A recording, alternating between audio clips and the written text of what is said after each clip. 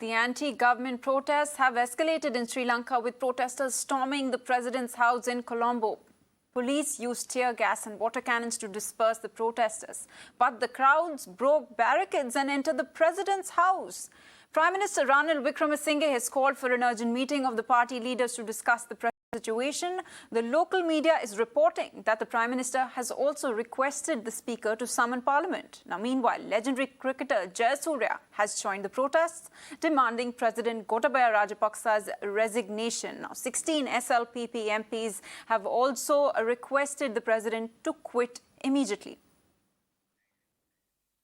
And the situation in Sri Lanka continues to be dire, and protests are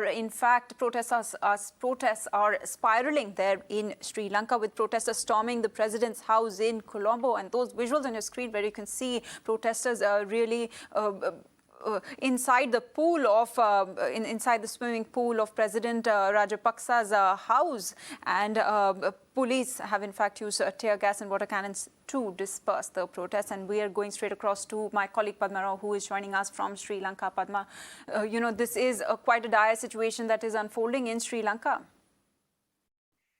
Yeah, hi.